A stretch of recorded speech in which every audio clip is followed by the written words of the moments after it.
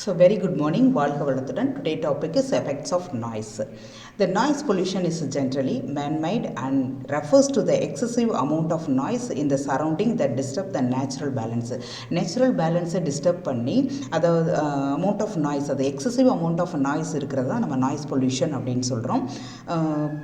In general, any sound which is over 85 decibels is considered to be terminal அப்படிங்கிறோம். 85 decibelக்கு மேலே இருந்தாலே அது noise pollution தான்.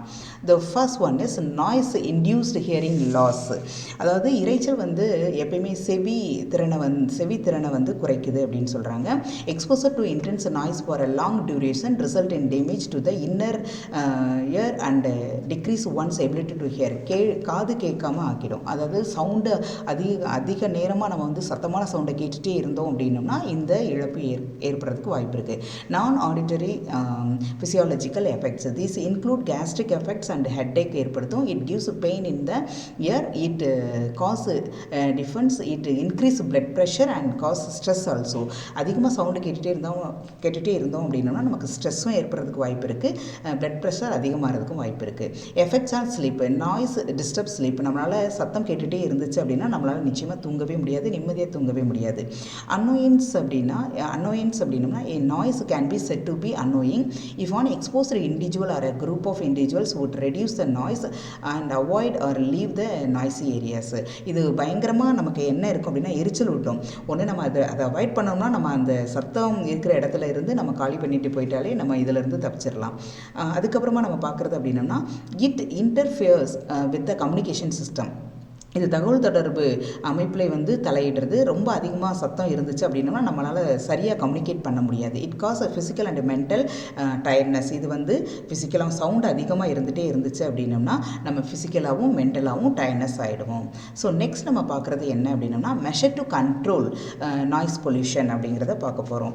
எப்படி வந்து இந்த நாய்ஸ் பொல்யூஷனை நம்ம கண்ட்ரோல் பண்ணுறது. த sources that generate unwanted sound should be reduced. நமக்கு தேவையில்லாத சவுண்டை நம்ம ரெடியூஸ் பண்ணிட்டோம் அப்படின்னாலே இது இந்த அதாவது நாய்ஸ் பொல்யூஷன்லேருந்து நம்ம தப்பிச்சிடலாம். Wheels of automobiles and machines should be oil properly. நம்ம வந்து ஆட்டோமொபைல்ஸில் மெஷின்ஸில் வந்து நம்ம வந்து ஆயில் ப்ராப்பராக நம்ம கொடுத்துட்டே வந்தோம்னா அதில் இருக்கிற சவுண்டெல்லாம் நமக்கு தேவையற்ற சவுண்டெல்லாம் வராது. Trees observe noise, so thick vegetations must be grown. நிறைய ட்ரீஸ்லாம் நம்ம வளர்த்தோம் அப்படின்னோம்னா நிச்சயமாக வந்து அந்த ட்ரீஸ் வந்து சவுண்டெல்லாம் வந்து அப்சர்வ் பண்ணுற கெப்பாசிட்டி ட்ரீஸ் இருக்குது. அதனால் நம்ம நிறைய வந்து என்ன செய்யணும் அப்படின்னோம்னா ட்ரீஸை வந்து க்ரோன் பண்ணணும். Houses should be constructed away from factories and airports அந்த ஃபேக்ட்ரிஸ் இருக்கிற இடத்துல இருந்து கொஞ்சம் தள்ளி வீடுகளை நம்ம கட்டணும்.